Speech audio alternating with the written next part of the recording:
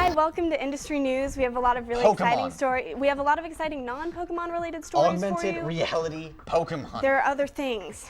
And Pokemon. Apple is entering the video game market with its updated Apple TV. Although the Apple TV comes with a new Wii-like controller, it's not the console killer some Apple fans had hoped for. The Apple TV is still more of a streaming device than a full-fledged console. With limited graphics capabilities and a 200 megabyte cap on game size, the updated device can't compete with a PS4 or Xbox One. The new functionality should draw in casual gamers and fans of iOS games. Nintendo has announced its first big mobile game, and it's augmented reality Pokemon.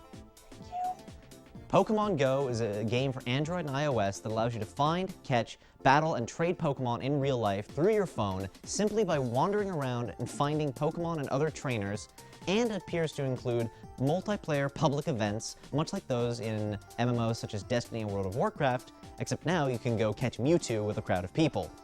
I will never have an excuse to not go outside ever again.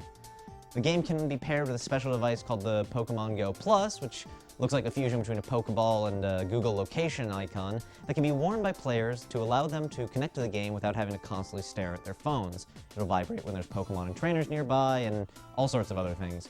The project apparently was one of the last worked on by late Nintendo president Satoru Iwata, and is a collaboration between Game Freak, the Pokemon company, Nintendo, and Niantic Inc., the former Google startup that are the makers of the AR game Ingress, which the Pokemon company president Tsunekazu Ishihara said was the inspiration for Pokemon Go, and will be released sometime in 2016.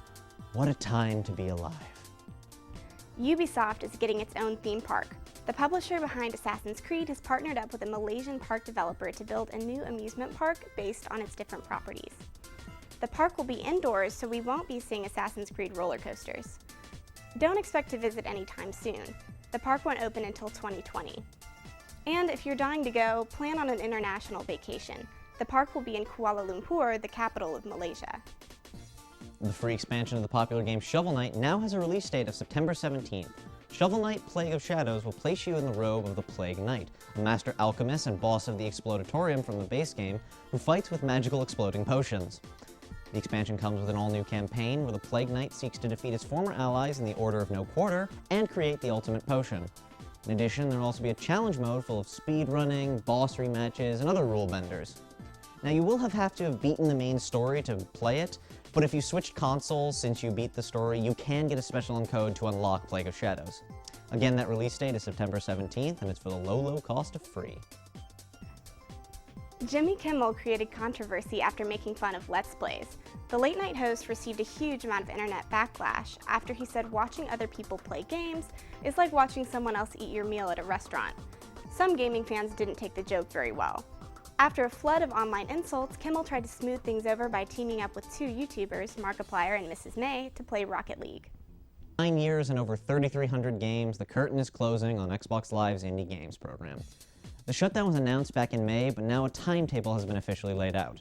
Xbox told developers that they would no longer be able to renew membership in the program, with 2016 being the cutoff for new submissions and 2017 being the shutdown for the marketplace itself, though they made it clear that they were working on a way to make sure that players were able to play and download items that they had already purchased.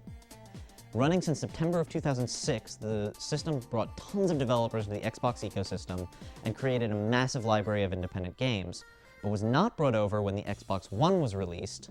And maybe we'll see something comparable in the future, but for now, so long, and thanks for all the games.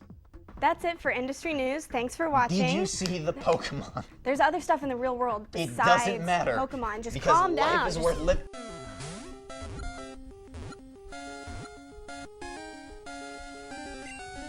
Back to you.